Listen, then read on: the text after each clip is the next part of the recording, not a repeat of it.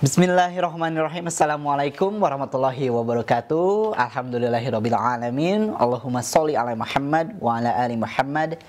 Segala puji bagi Allah, Tuhan semesta alam yang telah mempersatukan kita kembali dalam acara kajian sekolah intelektual tafsir Al-Qur'an bersama guru kita yang sudah kita kenal, yang sering mengisi di kajian tafsir Al-Qur'an ini, yaitu Ustaz Hasyim Asy'ari. Assalamualaikum warahmatullahi wabarakatuh, Ustaz. Waalaikumsalam warahmatullahi wabarakatuh. Bagaimana kabarnya, Ustaz? Alhamdulillah dalam keadaan baik, dan Allah memberikan kebaikan, dan mudah-mudahan kebaikan ini kita bisa manfaatkan di dalam keridhoannya. Amin, amin ya rabbal alamin. Semoga kita selalu dalam ridho Allah Subhanahu wa taala, sehingga kalau misalkan Allah sudah ridho kepada hidup kita, insya Allah kita akan selalu dipermudah oleh Allah dari setiap urusannya. Amin ya rabbal alamin. Semoga kita termasuk di dalamnya. Baik Ustadz, kita akan melanjutkan pembahasan surat Al-Baqarah ini. Di episode sebelumnya kita sudah menuntaskan sampai ayat 32. Berarti sekarang kita akan lanjutkan mulai dari ayat 33. Silakan Ustadz untuk tausiahnya. Bismillahirrahmanirrahim. Alhamdulillahilladzi arsala rasulahu bil huda wa dinil haqq liyudhhirahu 'alad dini kulli wa kafa billahi syahida. Asyhadu an la ilaha illallah wahdahu la syarikalah wa asyhadu anna Muhammadan abduhu wa rasuluhu alladzi la nabiyya ba'da. Baik sahabat percikan iman, kita lanjutkan kajian kita, pembahasan kita mengenai ayat tafsir Al-Qur'an surat Al-Baqarah ayat selanjutnya.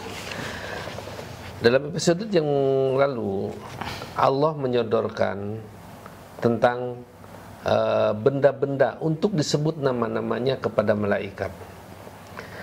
Yang kemudian malaikat mengatakan, qalu subhanaka la ilma lana illa ma'alamtana innaka antal alimul hakim.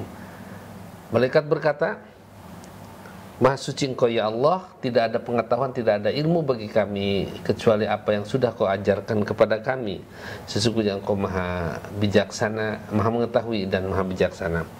Kemudian setelah Allah menyodorkan kepada malaikat, kemudian berbalik menyodorkan lagi kepada Adam. Setelah Adam diberi kemampuan untuk memberikan nama-nama, maka Allah mengatakan, qala, Allah berfirman, ya Adam, wahai Adam, ambihum bi asmaihim, jelaskan kepada mereka para malaikat dengan nama-nama benda ini. Otomatis Adam, falamma amba'ahum, maka ketika Adam menjelaskan kepada mereka bi asmaihim, nama-nama semua benda yang ada, qala, Allah berfirman, alam aqul lakum, tidakkah aku katakan kepada kamu wahai malaikat, inni a'lamu ghaibas samawati wal ar, bahwa aku maha mengetahui urusan-urusan yang gaib di langit dan juga yang ada di bumi. Wa alamu ma tubduna wa ma kuntum taktumun, dan juga aku maha mengetahui sesuatu yang kamu tampakkan, dohirkan, dan juga yang kamu sembunyikan. Nah, kemudian setelah Allah mengatakan seperti itu, artinya ini sesungguhnya aku lam akhluq khalqan illa kuntum, kecuali kamu sekalian a'lamu minhu. Kalau memang kamu sekalian mengapa setiap kali aku ciptakan makhluk dan kau mengetahui, fa'ahbiruni biasma'i haulai, coba jelaskan nama-nama. Ternyata nama-nama itu tidak bisa dijelaskan karena memang terbatas pengetahuan malaikat, hanya sebatas yang pernah diajarkan, yang pernah diberitahukan oleh Allah. Sementara Adam dan kalau malaikat tadi, maaf, walam ta'malil malaikatu, malaikat tidak pernah tahu, wala tadruhu, dan tidak pernah mengetahui. Qala, malaikat mengatakan, falamma ra'au, ketika malaikat itu melihat ma'atallahu, apa yang Allah sodorkan, berikan kepada mereka, kepada ma'atallahu adama, kepada Adam, minal ilmi, dari semua ilmunya, semua pengetahuannya, aqarru, baru malaikat berikrar lahu bil fadli, dengan keutamaan Adam ini. Nah, ternyata Adam itu bisa memberikan menjelaskan nama-nama yang disodorkan oleh Allah kepada malaikat, tapi malaikat tidak tahu. Kemudian disodorkan lagi kepada Adam. Adam memang punya kemampuan. Dari bab ayat sebelumnya, wa'allama Adamal asma'a kullaha.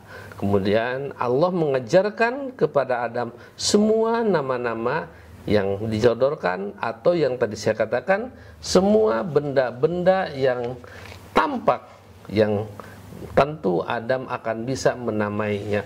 Bahkan bukan hanya Adam saja, tadi saya katakan kepada yang dulu saya katakan, kepada semua keturunan Adam, pasti mereka akan ada yang mengetahui, berbeda dengan malaikat. Nah, makanya Allah mengatakan terakhir ini, inni a'lamu ghaibas samawati. Sesungguhnya aku mengetahui masalah gaib yang ada di langit. Ya, memang masalah gaib itu adalah sesuatu yang tidak akan bisa diketahui kecuali kalau memang kita mengetahuinya, bahwa meyakini, bukan mengetahuinya, meyakini bahwa yang gaib itu ada berdasarkan kepada dalil dan penjelasan dari Rasul. Sementara Allah mengetahui yang gaib itu memang bukan dari dalil, karena Allah itu juga memberitahu, sudah mengetahui dan yang menciptakannya. Berapa macam yang ada gaib di langit itu, jangankan kita mengetahui jumlahnya, satu pun tidak tahu, kecuali Allah memberitahukan dengan dalil. Yang ada di bumi juga yang gaib. Ternyata kita hanya bisa melihat, yang mengetahui yang dohir saja, yaitu diantaranya yang tampak berdasarkan kasat mata. Padahal dibalik itu, gaib itu yang dulu saya katakan kan, Allah mengetahui contoh sekecil-kecilan saja. Yang gaib adalah masalah kematian. Allah tahu semua manusia yang ada di bumi ini, Allah tahu saat-saat kematiannya, jam sekian, hari ini, tempatnya di mana, penyebabnya apa. Makanya karena itu tidak perlu kita takut dengan kematian, karena Allah sudah menetapkan dan Allah tahu. Dalam hadis Rasulullah SAW, 5 hal yang manusia itu tidak tahu dan Allah tahu. Pertama, kapan dan di mana turunnya hujan. Tidak akan ada yang tahu dengan pasti di mana turunnya hujan akan terjadi. Bahkan walaupun sudah ada tanda-tanda untuk turun hujan, ternyata hujan itu tidak jadi. Nah, itu Allah tahu. Kemudian Allah Maha mengetahui apa yang ada di dalam rahim seorang ibu. Bukan hanya mengetahui laki-laki dan perempuannya saja, tampannya, cantiknya, sehatnya, semua Allah itu tahu. Sementara manusia itu hanya terbatas mengetahui dengan alat, dan itu pun tidak pasti. Ternyata di WSG laki-laki ternyata perempuan, tidak dengan tahu pasti. Dan bukan hanya itu saja, kemudian dan banyak lagi diantaranya dikatakan dalam hadis itu sekitar ada 5 yang Allah ketahui dan tidak manusia ketahui. Nah, di antara 2 itu, di antara itu 2, bahwa Allah itu akan tahu semua yang gaib, semua yang tidak kasat mata, yang tidak bisa diraba, tidak bisa dilihat dan tidak bisa dirasakan. Tapi itu ada. Tapi memang ada juga yang gaib, umpamanya yang saya dulu pernah saya katakan, yang akan diketahui oleh masing-masing, dan itu tidak akan sama. Seperti yang siksa kubur itu, ada nikmat kubur. Apakah kita akan mendapatkan nikmat kubur atau siksa kubur? Ya tergantung pada amal masing-masing. Tapi Allah tahu. Kemudian masalah dikuburnya di mana, itu gaib, nggak tahu di mana, belum tentu dikubur barangkali, atau mungkin kita itu dengan kematian yang tragis atau di mana mungkin tidak temukan, wallahu a'lam. Allah itu tahu. Nah, karena itu Allah mengetahui segala urusan gaib yang ada di langit dan yang gaib yang ada di bumi. Wa a'lamu, dan Allah tahu ma tubduna, apa yang kamu sekalian tampakkan, perlihatkan. Kalau baik, memperlihatkan di dalam hati bahwa aku membenci kepadamu, itu artinya memperlihatkan. Allah tahu, bahkan wa ma kuntum taktumun, apa yang kamu sekalian sembunyikan pun itu Allah tahu. Makanya di dalam amal-amal itu hanya Allah yang paling pantas. Allah yang paling pantas untuk menetapkan amal itu baik ataupun tidak, karena Allah mengetahui yang ada di dalamnya. Salat kelihatannya orang khusyuk, tapi ternyata Allah tahu bukan khusyuk dia. Nah, itu aja. Itu yang maksud itu.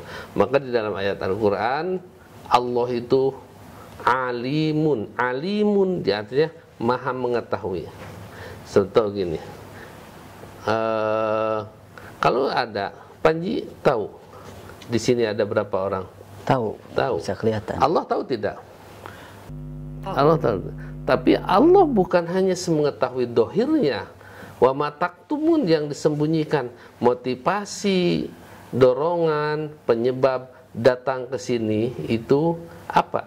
Allah tahu. Kalau ditakdirkan ada unsur ria, ingin terpuji dan sebagainya, itu Allah tahu. Makanya ketika orang yang sholat berjamaah sekian ratus orang, kita tahu oh orang yang sholat berjamaah, tapi Allah bukan hanya tahu gerakan dan perbuatannya, tapi Allah itu tahu apa yang menjadi dorongan, yang menjadi penyebab dia sholat itu. Maka belum tentu semua yang sholat itu mendapatkan pahala yang sama, mendapatkan imbalan dari Allah yang sama. Bisa jadi di nama dia melaksanakan sholat karena ada unsur ria, karena ria itu adalah sesuatu yang tidak tersembunyi.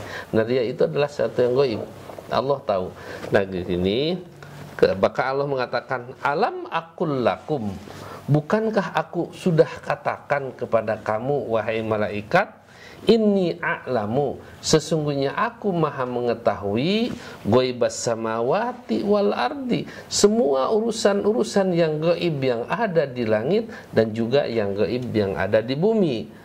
Wa a'lamu, dan aku pun tahu ma tubduna, apa yang kamu sekalian perlihatkan, tampakkan, wa ma kuntum taktumun, dan apa yang kamu sekalian sembunyikan.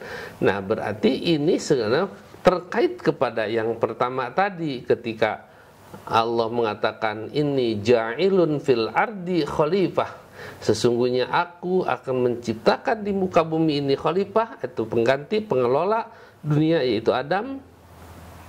Malaikat mengatakan qalu ataj'alu fiha may yufsidu fiha wa yasfiku dima. Nah, aku tahu bahwa orang yang akan engkau ciptakan bakal merusak di bumi ini dan juga bakal akan menjadi pertumpahan darah. Iya, kamu tahu karena aku sudah memberitahu, kata Allah. Tapi di balik itu apa yang kamu ketahui tentang hikmah dari penciptaan Adam? Semuanya ternyata banyak yang tidak diketahui oleh Adam, oleh malaikat, tentang kebaikan, kemaslahatan, dan juga yang menjadi menjadi orang yang berbakti kepada Allah. Ada para rasul, dan seperti yang tadi yang kemarin saya katakan, itulah sesuatu yang Allah ketahui. Jadi kita semuanya ini memang kita sudah banyak mengetahui, tapi pengetahuan kita itu tidak melebihi, bahkan hanya sebagian kecil dari ilmu yang Allah berikan. Nah, sehingga dalam ayat Al-Quran, kalaulah laut dijadikan tinta dan ranting-ranting semua pohon dijadikan penanya, kemudian tambah lagi satu laut lagi seperti itu, maka laut itu akan kering, pena ranting-ranting akan habis sebelum habis menuliskan segala pengetahuan Allah. Makanya kebutuhan kita Allah tahu. Apa yang makanya kan itu Allah lah memang betul-betul yang dikatakan ini, a'lamu ghaibas samawati wal ard wa a'lamu ma tubduna wa ma kuntum taktumun. Nah, ini pernyataan dari Allah Subhanahu wa taala sebagai penjelasan kepada malaikat, dan setelah itu malaikat, karena memang malaikat itu adalah yang tadi saya katakan sangat taat, apa yang dikatakan oleh Allah selalu patuh, selalu taat, dan sehingga ada perintah dari Allah setelah Allah menjelaskan seperti itu, ada perintah kepada malaikat dari Allah Subhanahu wa taala untuk apa yang harus dia lakukan. Nah, itu barangkali untuk ya, menarik sekali Ustadz untuk pembahasan pada hari ini. Ternyata tadi ada penjelasan yang sangat menarik bahwa seluas air seluas lautan diisi tinta, terus ranting-ranting pohon dijadikan sebuah pena. Sebelum habis juga masih banyak yang masih banyak pengetahuan yang sebelum habis ilmu Allah, maka lautan itu keburu kering dan ranting-ranting itu keburu habis. Saking banyaknya pengetahuan di kan kekayaan Allah pun yang Allah berikan di dalam ayat Al-Qur'an, bahkan dalam hadis Rasulullah, kalau apa yang aku berikan kepada manusia yang paling kaya di dunia ini, itu bagaikan seekor burung pipit yang mematuk air di samudra, kemudian yang kena burung pipit itulah yang kamu miliki, yang aku berikan. Sepada paruhnya. Sementara yang di samudra lautan itulah kekayaan Allah masih ada. Jadi belum tentu akan habis. Jadi Allah itu mengetahui yang saking kaya, juga pengetahuan yang sangat tinggi. Bahkan yang saya katakan, ya semakin sini kan kekayaan itu semakin banyak. Ya, betul. Buah semakin banyak, buah-buahan semakin banyak, makanan semakin banyak, jenisnya semakin banyak. Padahal semakin banyak juga manusianya. Iya, betul. Iya. Betul. Dulu kemarin tempoh hari saya katakan, saya pernah dimarahi oleh bapak saya. Kamu makan terus, udah harga teh. Jadi bingung ya, kalau memang dulu saya rasakan kalau mau makan harus ada kerja, hasil kerja dulu apa saja kerja. Nah, kalau sekarang lain. Dimarahi bukan makan terus, senang kalau orang tua sekarang kalau makan banyak terus. Makan. Dulu yang dimarahi kan lantaran sinah dahar. Ayo, kau itu dahar, sok mau dahar, mau dengan apa? Iya. Itu makan angin dengan apa? Itu daging ayam bosan. Nah, baheula mah boro-boro bosan dengan daging ayam. Malah dulu Mas mungkin bukan langka sih. Kalau ada daging ayam sekali-kali makan daging ayam itu kalau kita sakit baru mencitkan ayam. Anggaran dimakan mah kudu salager dan atau ada ayam nu gering. Nah, itulah ternyata kekayaan Allah. Semakin sini kamu semakin banyak orang pun semakin banyak. Nah, itu karena itulah kekayaan Allah, dan juga dengan ilmu Allah. Semua yang akan terjadi Allah tahu. Ini sudah tahu, kebutuhan manusia itu akan tahu. Nah, karena itu pantas kalau Allah katakan, inni a'lamu ma tubduna wa ma kuntum taktumun. Aku mengetahui segala sesuatu yang kamu perlihatkan, tampakkan, dan juga yang kamu sekalian sembunyikan. Kalau sekarang Mas Panji menyembunyikan sesuatu, ingin sesuatu, cita-cita sesuatu, tidak dikatakan kepada orang lain, ya tidak akan tahu orang lain, tapi Allah tahu. Nah, inilah makanya Allah tahu. Panji itu bercita-cita ingin ini, mau ini, tapi ada kendala dan sebagainya, itu Allah tahu. Nah, karena itu pantas kalau kita berdoa kepada Allah yang serba tahu, walaupun Allah sudah tahu, tetap tidak ada salahnya, bahkan harusnya kita mengungkapkan apa sebenarnya kemauan kita.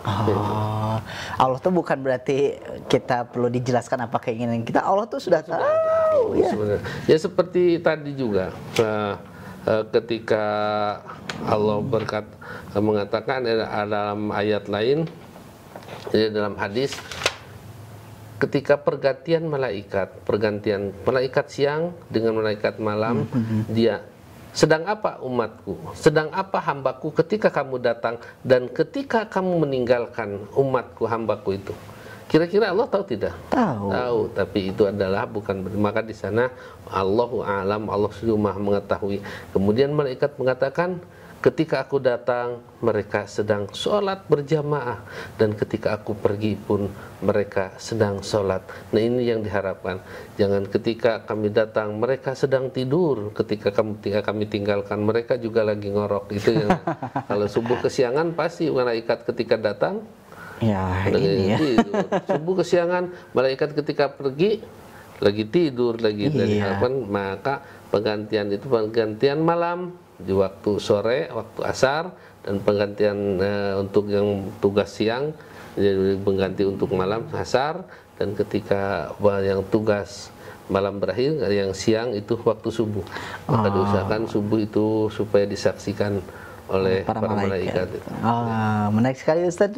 Nanti kita akan lanjutkan lagi pembahasannya setelah jeda pariwara berikut ini. Tetaplah bersama kami di Tafsir Al-Quran.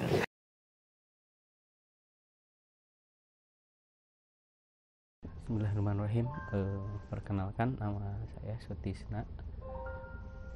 Lahir pada tanggal 28 Agustus 1974. Pekerjaan sehari-hari sebagai guru honorer di salah satu MTS swasta di daerah Bojongsoang.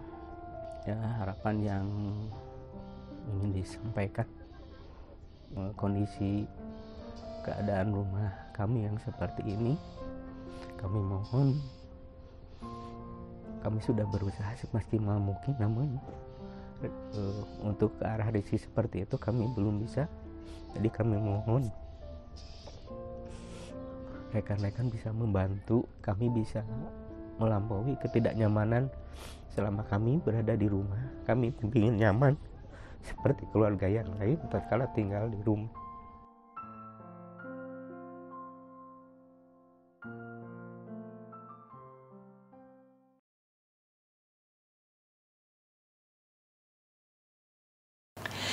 Baik, terima kasih sahabat Percikan Iman, masih bersama kami di Tafsir Al-Quran. Kita akan lanjutkan pembahasan surat Al-Baqarah ayat 34. Silakan Ustaz. Baik, semua wahai sahabat Percikan Iman, kita lanjutkan. Nah, ketika Allah menyodorkan kepada malaikat mengatakan tidak mengetahui apa-apa, dan ketika disodorkan kepada Adam, ternyata Adam mampu menjawab semua dan menamai semua apa yang dia lihat. Artinya apa yang Allah perintahkan itu semua terjawab. Kemudian malaikat diam dan timbul dan muncul perintah dari Allah Subhanahu wa taala untuk dilakukan oleh malaikat karena sebagai mengagumi kepada keberhasilan atau kelebihan Adam.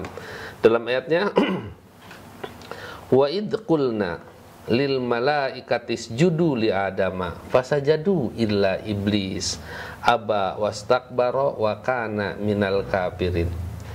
Wa id qulna, dan ingatlah ketika kami berfirman, kami berkata, kata Allah, lil malaikati, kepada seluruh malaikat, usjudu li adama, sujud kalian kepada Adam. Nah, ini karena mengagumi atau memuliakan, menghormati kepada Adam, sujud kepada Adam. Nah, illa iblis, kecuali iblis. Aba, menolak. Iblis menolak, tidak mau. Wastakbaro, dan sombong. Wakana minal kafirin, dan keadaan iblis itu termasuk golongan kafir. Nah, ketika Allah mengatakan pada malaikat usjudu li Adam, kemudian sujud pada Adam, malaikat sujud. Sedangkan iblis tidak. Karena wakana iblisu, dan keadaan iblis itu manhaya ahya al malaikati, sama pada hidupnya dengan pada para malaikat. Yuqalu lahum al jin, dan dikatakan hanya mereka itu dari bangsa al jinnu. Khuliqu, mereka jin itu diciptakan min narin masamum, dari api yang percikan api, atau amin malaikat, di antara sekitar malaikat. Kemudian wa khuliqatil malaika, dan diciptakan malaikat kulluhum min nurin, semuanya malaikat itu diciptakan dari cahaya. Berhada hayun, maka yang hidupnya ada jangan sangat berbeda. Nah, ini yang menjadi penyebab ketika disuruh sujud oleh Allah, malaikat sujud. Nah, dan ada orang yang mentafsirkan berarti iblis itu adalah bangsa malaikat, di kalangan malaikat yang membangkang. Kenapa? Karena mereka melihat wa id qala rabbuka wa id qulna lil malaikati, dan ketika kami berfirman kepada malaikat, siapa yang disuruh usjudu li Adama? Malaikat yang disujud. Setan disujud, jin tidak disuruh kan? Ya, tidak. Nah, ini usjud di Adama fasajadu, maka semua malaikat sujud, illa iblis, dianggap oleh mereka itu bahwa iblis itu dari bangsa jin yang membangkang. Padahal Allah mengatakan di dalam Al-Quran, dalam surat lain, ma mana'aka alla tasjuda li adama id amartuk. Apa yang menghalangi kamu ketika aku menyuruh sujud kepada Adam, ketika menyujud kepada Adam? Maka mengatakan, ana khairum minhu, saya lebih baik bahannya dari Adam. Khalaqtahu min tin wa khalaqtani min nar. Engkau ciptakan Adam itu dari tanah, sedangkan aku diciptakan dari api. Nah, ini yang menjadi kesombongan aba wastakbaro, sebagai sombong, merasa bahwa bahannya mereka itu diciptakan dari api, lebih mulia, lebih baik daripada tanah. Itulah yang menjadikan mereka itu sombong. Nah, makanya satu, merasa baik karena bahannya. Kedua, merasa senior, lebih dulu diciptakan. Ini adalah yang menjadi kendala iblis itu menolak. Karena adalah satu, saya lebih senior. Ya barangkali kalau umpamanya dalam mauta orang yang senior suruh patuh kepada yang junior, itu memang agak berat. Ya. Nah, itu gengsi gitu ya. Gengsi, nah, kemudian dikatakan innan naro aqwa mintin. Kata setan itu mengatakan, iblis itu mengatakan, innan naro aqwa mintin, sesungguhnya api itu lebih kuat daripada tanah. Wa qala falamma aba, maka ketika iblis itu menolak ayas juda untuk bersujud, merasa bahwa dia lebih kuat daripada Adam atau dari bahannya. Kemudian ada timbul masalah. Mereka mengatakan, kalau begitu jin itu, iblis itu tidak akan panas di dalam neraka karena satu jenis. Karena satu jenis. Itu sebenarnya keliru. Kalau memang tidak akan panas dari neraka karena memang satu jenis, bagaimana kalau manusia didagor oleh bata umpamanya? Sakit enggak? Sakit. Kan satu jenis dari tanah-tanah juga. Nah, itu sakit lah. Ya, jadi tetap saja. Kemudian dikatakan la ilma lana illa ma'lam tanah tabarru'an minhum, maka mereka minal ilmi, mereka merasakan tidak mengetahui Adam itu malaikat itu mengetahui dari ilmu gaib illa ma'alam tanah kama alam ta'adama, seperti engkau yang mengajarkan kepada kami seperti yang diajarkan kepada Adam. Jadi maksudnya ya sebenarnya kalau saja juga kalau kami juga malaikat dikasih tahu dulu aku juga bisa menjelaskan nama-nama ini. Tapi hanya sebatas mengetahui nama-nama ini tapi tidak bisa mengetahui apa yang dia lihat. Ya, karena itu pengertian sujud di sini, apakah betul sujud itu meletakkan jidat ke tanah seperti kita dalam sholat? Apakah malaikat sujud kepada Adam seperti sujudnya kita kepada Allah? Nah, dalam hadis Rasulullah SAW, lau kuntu amiron basyaron, kalaulah aku bisa boleh memerintah kepada manusia ayas judu li basarin, untuk sujud kepada manusia, la amartul mar'ata, pasti aku akan perintah seorang istri ayas juda li zaujiha, untuk bersujud kepada suaminya. Tetapi karena memang tidak pantas, tidak boleh sujud bahwa kepada manusia, makhluk kepada makhluk, nah, tidak boleh, berarti sujudnya Adam itu adalah dikatakan adalah kepatuhan kepada Allah, menghormati, atau yasjudu li Adam itu ikroman. Yang dimaksud bersujud kepada Adam itu ikroman, memuliakan atau menghormati, wa'idoman, dan mengagungkan, bukan berarti meletakkan jidat kepada tanah. Wallahu alam, apakah memang itu hanya penafsiran berdasarkan kalau Rasul mengatakan kalau manusia itu boleh sujud kepada manusia yang lain atau makhluk kepada makhluk, pasti yang paling pantas yang itu istri kepada suami yang paling pantas untuk bersujud. Tapi karena kelebihannya dikatakan min idami haqqihi min adomi haqqihi, karena saking besarnya hak suami untuk dipatuhi dan juga untuk yang memberikan kelebihan dari wanita. Nah, itu salah satu penafsiran. Ada yang mengatakan wah, sujud di sini bukan berarti meletakkan jidat ke dalam tanah, ke atas tanah, tapi hanya ikroman wa idoman li'annaha imtisalu li amrillah, karena itu ada melakukan perintah kepada Allah, perintah dari Allah. Tapi ada juga yang menyatakan di sini betul-betul bahwa sujud itu adalah meletakkan jidat ke lantai, ke tanah. Kenapa? Dan itu bukan berarti menghormati kepada Adamnya, tapi melakukan perintah kepada Allah. Seperti umpamanya seorang orang-orang muslim yang sedang tawaf disunahkan untuk mencium Hajar Aswad. Hajar Aswad di tawaf. Nah, bukan menghormati Hajar Aswadnya, tapi memuliakan, menghormati yang memerintahnya. Kalau tidak diperintah, maka tidak mungkin umat Islam itu mencium Hajar Aswad. Nah, maka malaikat juga tidak mungkin malaikat akan sujud kepada Adam sebagai sujud secara hakiki kalau memang bukan perintah kepada Adam. Nah, ketika malaikat sujud kepada Adam dengan sebenarnya sujud, itu patuh kepada Adam, patuh kepada siapa? Patuh kepada Allah. Patuh kepada Allah, karena itu dikatakan li'annaha imtisalu li amrihi ta'ala. Itu melakukan bukan karena menghormati Adam, karena melakukan perintah Allah Ta'ala.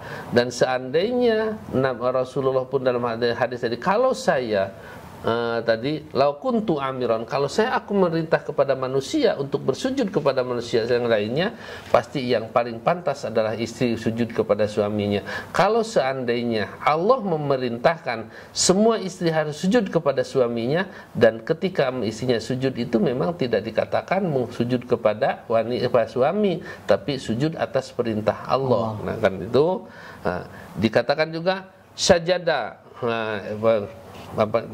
fasajadu ila iblis, sujud semuanya para malaikat ila iblis, kecuali iblis yang tidak mau, aba, menolak, wastakbaro, dan sombong. Nah, kesombongan dan ketakaburan itu adalah berbagai macam. Di antaranya karena kekayaan bisa menjadikan takabur. Di antaranya banyak juga Qarun, itu kesombongan itu karena kekayaan. Bisa juga karena kekuasaan. Fir'aun itu menjadi sombong.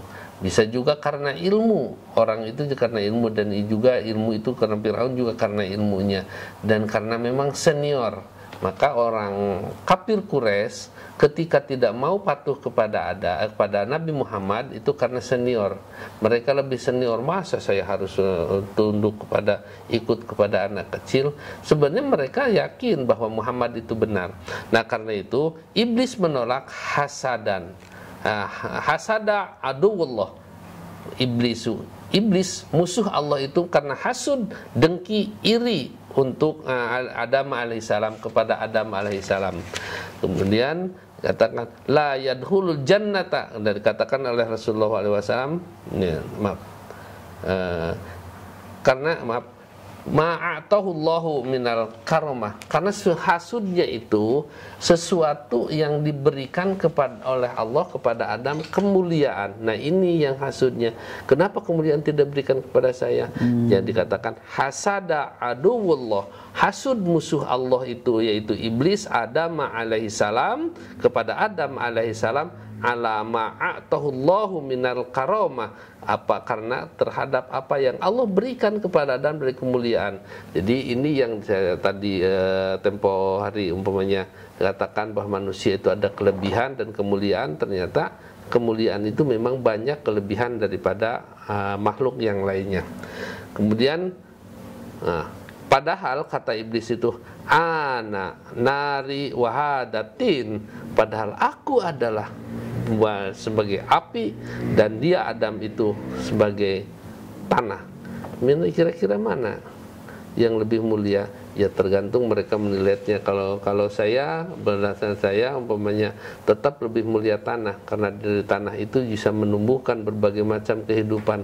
Kalau dari api mematikan segala persoalan kemudian. Ya, benar-benar. Nah, kalau dilihat, tapi mungkin iblis itu mengatakan ana nari wahwatin wahadatin, aku adalah dari api, sedangkan ini dari tanah. Wakana badul dunub, dan yang paling pertama kali orang yang berbuat dosa, yang hasud itu adalah dunubul kibri, dosa yang besar itu adalah istakbaro. Dan memang takabur itu merupakan dosa yang sangat besar. Ya, aduwullah, yaitu musuh Allah, ayas judali Adam alaihissalam, untuk sujud kepada Adam alaihissalam.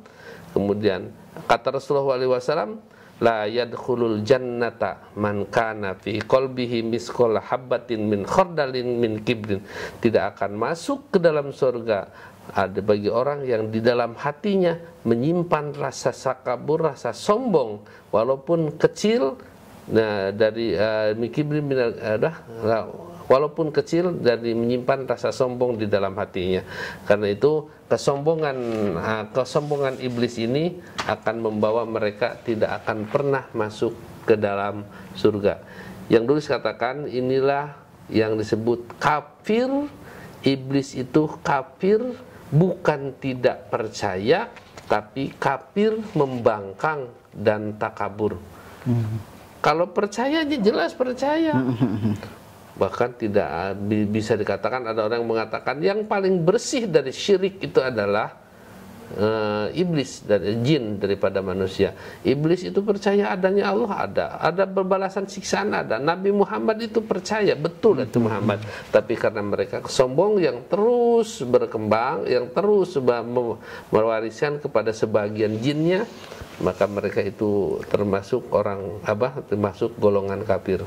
Hanya barangkali yang kan dalam Al-Quran mungkin ada terjemah aba wastakbaro, dia membangkang dan takabur, wakana minal kafirin, dan dia termasuk dari golongan orang-orang kafir. Padahal bukan orang, iblis itu bukan orang, hanya dari golongan kafir saja. Nah, ini dari akhir ayat 34. Jadi Allah memerintahkan sujud untuk kepada malaikat, sujud kepada Adam, dalam arti ada pengertian sujud dalam arti menghormati dan mengagungkan, karena memang tidak pantas makhluk itu sujud kepada makhluknya. Tapi ada juga yang mengartikan bahwa itu sujud, betul-betul sujud, meletakkan jidat ke dalam tempat sujud, ke atas tempat sujud. Dan tapi sujud di sana bukan sujud kepada Adam, tapi melakukan perintah kepada Allah, atau perintah Allah Subhanahu wa taala. Nah, itu barangkali untuk ayat 34. Nah, bisa semua aja dalam penjelasannya. Kalau ada hal-hal yang kurang jelas, tapi tentunya paling tidak barangkali ada sedikit pemahaman yang bisa kita ambil. Ya, amin ya rabbal alamin. Setelah saya menyimak penjelasan tadi, saya ingin bertanya Ustadz, tapi nanti di segmen 3 ya. Ya, sahabat, tetaplah bersama kami di Tafsir Al-Qur'an.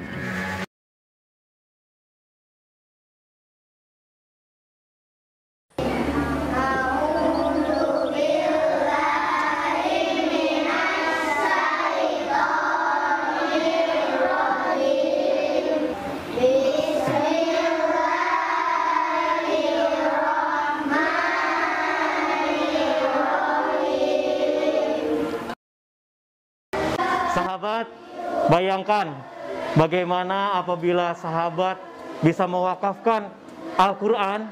Masya Allah, ribuan kebaikan insya Allah telah menanti Anda. Karena setiap huruf yang mereka nanti akan bacakan, itu akan menjadikan pahala buat kita semuanya. Maka dari itu sahabat Percikan Iman, mari yuk kita berwakaf untuk wakaf Al-Quran di Percikan Iman. Di nomor rekening 777 177 178. Terima kasih.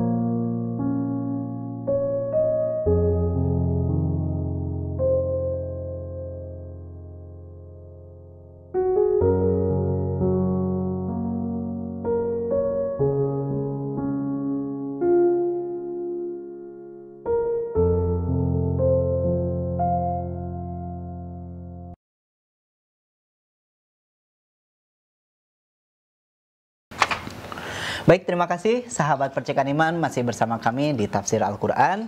Nah Ustadz, saya ingin bertanya, tadi Ustadz sempat menyinggung bahwa kita tidak diperkenankan untuk sujud sesama makhluk gitu ya. Tapi kalau misalkan tadi juga sempat disinggung bahwa kalau bisa gitu, kalau diperbolehkan istri itu harusnya harusnya bersujud kepada suami gitu ya. Apakah itu emang ujung-ujungnya itu adalah sebuah keharusan istri untuk sujud kepada suami? Nah, bagaimana juga kalau misalkan anak yang bersujud kepada orang tuanya gitu, atau misalnya ada satu kasus misalkan ada orang yang minta maaf sampai bersujud-sujud gitu ya. Bagaimana Islam memandang hal seperti itu? Berdasarkan pada hadis Rasul tadi, kata Rasulullah SAW, "Lau kuntu amiron basyaron," kalaulah aku harus memerintah, kalau memerintah sebagai pada manusia ayas juda untuk sujud libasyarin kepada manusia yang lain, kalaulah maksudnya kalaulah boleh manusia bersujud kepada manusia yang lain, la amartu mro'ata, pasti aku akan memerintah kepada seorang wanita ayas juda li zaujiha, untuk sujud kepada suaminya, min adomi haqqihi alaihi, karena ketinggian kebesaran haknya terhadap wanita itu. Jadi hak wanita itu, hak suami itu sangat besarnya untuk dipatuhi, untuk ditaati. Maka bahkan dalam hadis Rasulullah SAW ada satu tawaran kepada kaum wanita, hanya surga hanya ditawarkan kepada wanita. Idza shallatil mar'atu khamsaha, apabila seorang istri salat yang 5 waktu, wa shamat syahraha, dan saum yang 1 bulan, wa afidat farjaha, dan menjaga kehormatan dirinya, wa ta'at zaujaha, dan patuh kepada suaminya, kilalaha akan dikatakan kepada wanita itu, udkhulil jannata min ayyi abwabil jannati syi'ti, min kulli abwabil jannati syi'ti, silakan kau masuk ke dalam surga dari pintu surga mana saja yang kamu kehendaki. Nah, berarti di situ ada hak suami dipatuhi, ditaati oleh si istrinya. Nah, kalaulah memang taat, hanya taat, tapi tidak boleh sampai kepada harus bersujud kepada suaminya, kecuali dalam kepatuhan, karena itu taat zaujaha. Nah, berarti kalau sekarang ada orang yang sujud karena kamu bersana, itu karena sujud dalam arti mungkin dia takut, dalam arti bukan sujud seperti sujudnya kepada Allah. Kalau sujudnya kepada Allah, yaitu yang tidak dibolehkan.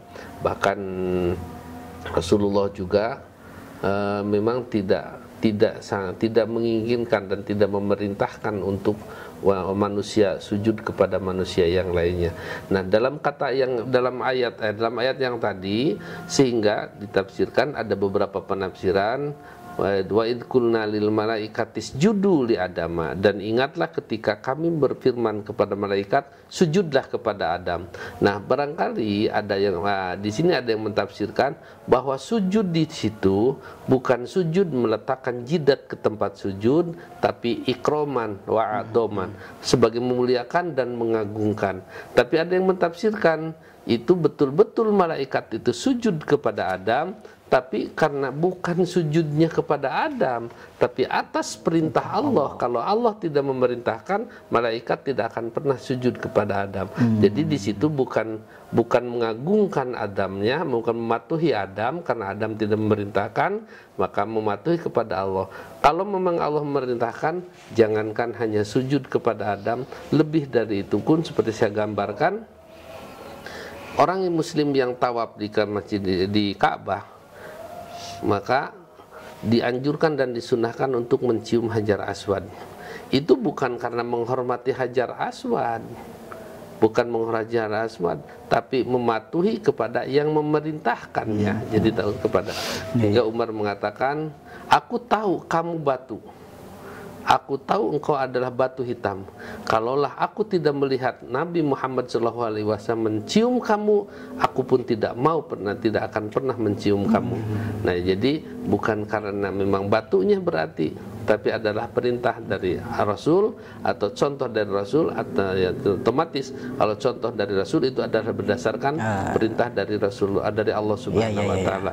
Nah, jadi pengertian sujud di sini ada yang mengatakan betul-betul sujud kepada Adam malaikat itu, tapi ada juga yang mengatakan segala hanya menghormati ataupun juga mengagungkan kepada Adam. Padahal diartikan sebagai sujud pun bukan berarti patuh kepada Adam, tapi atas dasar patuh kepada perintah Allah Subhanahu wa taala. Sedangkan kalau orang tua, anak kepada orang tua, kalau memang Allah merintahkan, ya memang harus sujud. Tapi kalau perintah orang, sujud kepada perintah manusia itu tidak akan menjadi ibadah tentunya. Segala perintah ya Allah Subhanahu wa taala kalau dilaksanakan akan menjadi ibadah. Tapi kalau perintah manusia yang tidak ada perintah dari Allah Subhanahu wa taala, walaupun sujud beberapa kali, sujud kepada orang tua, sujud pada orang tua, tetap itu tidak akan menjadi ibadah. Allah tidak akan menilai bahwa dia itu adalah patuh kepada orang tuanya. Oh gitu ya. Berarti sujud itu, kalau sujudnya berarti sujud yang tidak diperbolehkan itu sujud seperti sholat gitu ya. Sujud namanya patuh kepada orang tua, patuh sujud kepada orang tua. Atau kalau orang tua menyuruh sujud, itu juga orang tua sujud, kamu sujud terus tiap kali. Tiap kali itu umpamanya sujud dalam waktu tertentu kamu sujud, lalu mau berangkat sujud, itu dimana tidak boleh. Dan kata Rasulullah SAW, kalau memang boleh manusia kepada manusia, pasti yang paling pantas itu bukan anak kepada orang tua ya katakan, tapi istrinya yang harus lebih pantas untuk sujud kepada suaminya. Nah, itu kan tidak boleh ya. Istrinya kalau sungkem ya boleh-boleh saja, tapi jangan sujud umpamanya sujud. Oh, kalau sungkem masih boleh ya, boleh, sungkem masih boleh ya. Baik ya. Terima kasih Ustadz, kita telah membahas surat Al-Baqarah ini. Kita sudah di penghujung acara, nanti kita akan lanjutkan lagi pembahasan ayat-ayat di surat Al-Baqarah ini di episode selanjutnya ya Ustadz ya. Baik, terima kasih sahabat Percikan Iman yang telah bergabung dari awal acara sampai detik ini. Terima kasih kepada para sahabat yang telah berpartisipasi dalam acara ini. Semoga sahabat yang telah mendukung acara ini mendapatkan amal jariah yang bermakna di sisi Allah Subhanahu wa taala. Baik, tidak terasa kita sudah di penghujung acara. Insya Allah kita akan bertemu di episode selanjutnya. Tetap saksikan tafsir Al-Quran melalui streaming YouTube Percikan Iman Online, dan ataupun bisa di streaming Instagram dan Facebook Percikan Iman. Akhir kata, saya Panji Nugraha beserta Ustadz Hasyim Asy'ari dan seluruh kerabat kerja yang bertugas undur pamit.